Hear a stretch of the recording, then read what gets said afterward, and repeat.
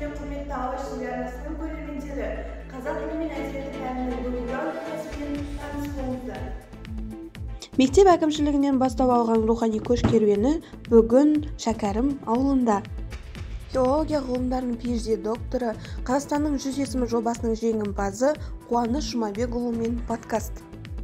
Есімі менің аталса жыр шығылада, жыр жырлайық ақиық ақындарша. Рухани білімді ту еткен алтын ұйытқысы атанған қазақи керуен бүгін Шәкәрім ауылында.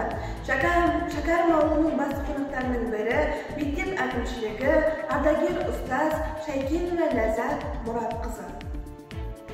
Рухани керуен келе жатыр.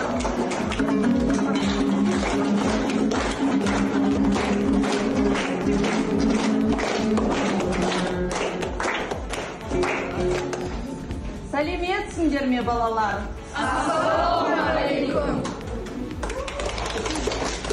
Сіздердің ауылға, яғни Шәкәрім ауылына бүгін рухани керуен бет бұрдық. Мен қазір сіздерге керуеннің мақсатын түсіндіріп кетейін.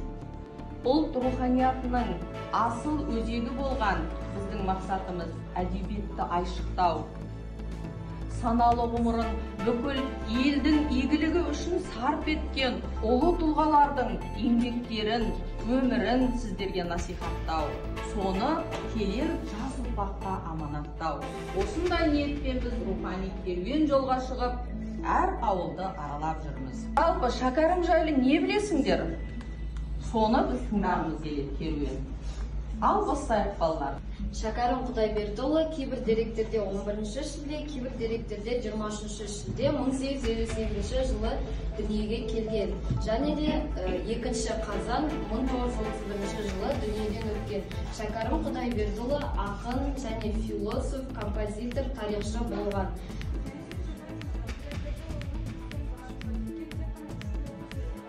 жылы ақпан айында Сәбит Мұқановқа жазған хаты және де сон жанында фото бар деген болжам бар.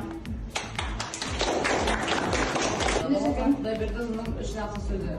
Бірінші нақыл сөз: үйренсе білім менен сан өдерін, неда өнерден не берерін. Екінші нақыл сөз: білгеннің жақсысын қыл, білмегенін біле бер. Үшінші нақыл сөз: шенеунік ісін қылмаңыз, әділет жолын таңдаңыз. Шәкәрім түрік, парсы, араб және орыс тілдерін жатқа біліп және омен жақсы сөйлей алған. Шәкәрім Құдайбердіұлы адамдық борышы. Адамдық борышы халқына еңбек қыл, ақ жолдан айнымай ар сақтау ету. Талаптан да біліммен өнер үйрен, білімсіз өнерсіз болады құтыл. Мақтанма салынбақ мансаптың тағышы, нәпсіңе билетпе басындағы ұшы.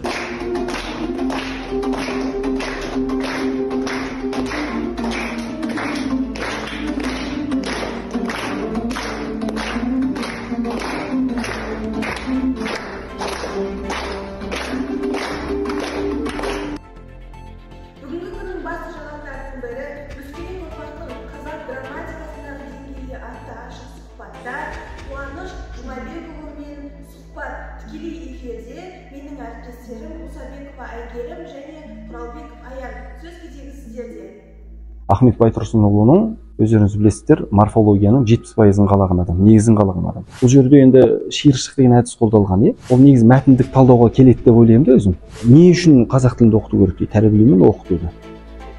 Құрметті алаш телеарнасының көрермендері, бүгінгі жаңалықтар осымен тәмам. Арнамыздан алыспаңыздар, ертеңгі жаңалықтарда кездескенше.